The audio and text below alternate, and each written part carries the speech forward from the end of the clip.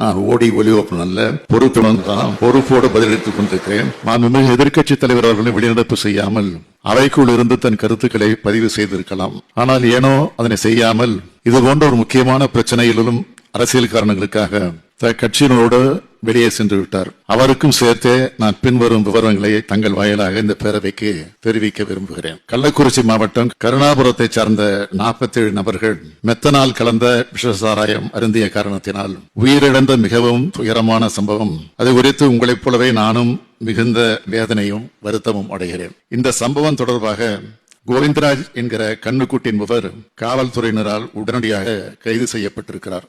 அவரிடமிருந்து 200 litre methanol சாராயம் கைப்பற்றப்பட்டுள்ளது. மேலும் இந்த சம்பவத்தை தொடர்புடைய 3 நபர்களும் கைது செய்யப்பட்டிருக்கிறார்கள். புதுச்சேரியிலிருந்து மெத்தனால் கொண்டு வரப்பட்டுள்ளதும் கண்டுபிடிக்கப்பட்டுள்ளது. இவர்களோடு தொடர்புடையவர்கள் யாராக இருந்தாலும் அவர்களையும் பிடித்து சட்டத்தின் முன் நிறுத்துவோம். இந்த சம்பவம் பற்றிய தகவல் எனக்கு தெரிந்தவுடன் கள்ளக்குறிச்சி மாவட்டத்தின் பொறுப்பு அமைச்சரான மாண்புமிகு திரு ஏவா வேலு மற்றும் மருத்துவம் மற்றும் மக்கள் நல்வாழ்வுத்துறை அமைச்சர் திரு மா சுப்பிரமணியம் ஆகியோரை உடனடியாக கள்ளக்குறிச்சி மருத்துவ கல்லூரி மருத்துவமனைக்கு சென்று சிகிச்சை பெற்று வரும் நபர்களுக்கு தேவையான அனைத்து உதவிகளையும் செய்வதற்கு உத்தரவிட்டேன்.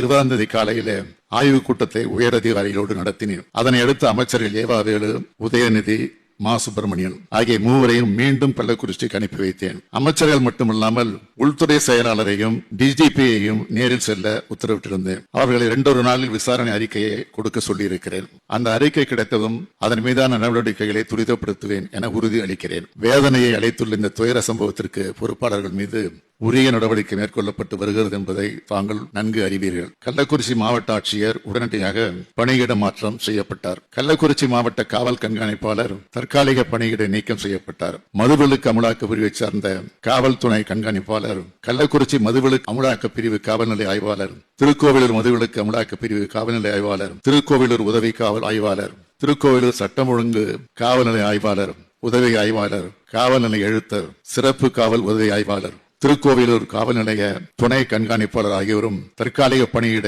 நீக்கம் செய்யப்பட்டனர். மதுவிலக்கு அமலாக்க பிரிவு கூடுதல் தலைமை இயக்குநர் மற்றும் மதுவிலக்கு அமலாக்க பிரிவு காவல் கண்காணிப்பாளர் ஆகியோர் மாற்றப்பட்டு காத்திருப்போர் பட்டியலில் வைக்கப்பட்டுள்ளனர். இந்த வழக்கினை உடனடியாக சிபிசிஐடி வசம் ஒப்படைக்க உத்தரவிட்டேன்.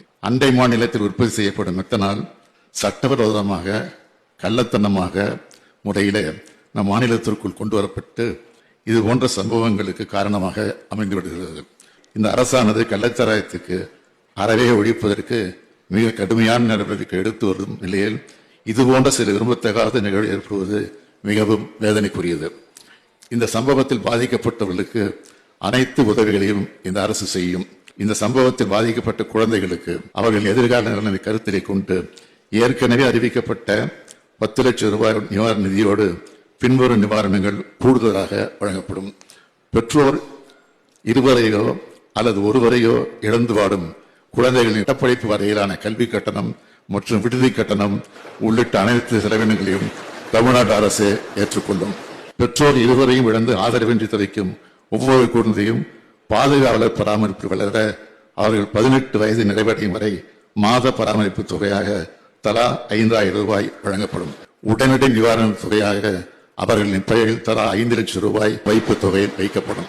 அவர்கள் 18 வயது பூர்த்தி அடைந்தவுடன் அந்த தொகை வட்டியோடு அவர்களுக்கு வழங்கப்படும். பெற்றோர் இருவரில் ஒருவரை இழந்து வாடும் குழந்தைகளுக்கு தலா 3 லட்சம் ரூபாய் வழங்கப்படும்.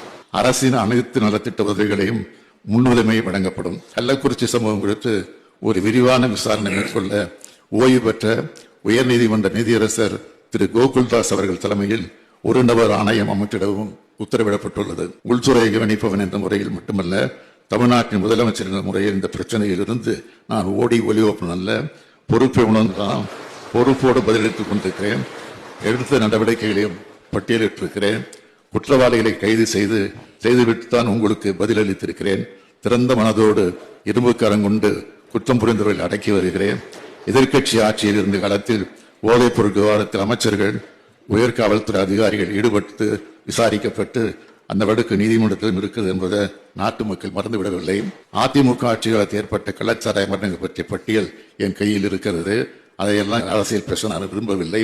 என்னை பொறுத்தவரை சமூக விரோத சக்திகளிடமிருந்து மக்களை காக்க எந்த விதமான கடுமையான நடவடிக்கைகளை எடுப்பேன் என உறுதி அளிக்கிறேன்.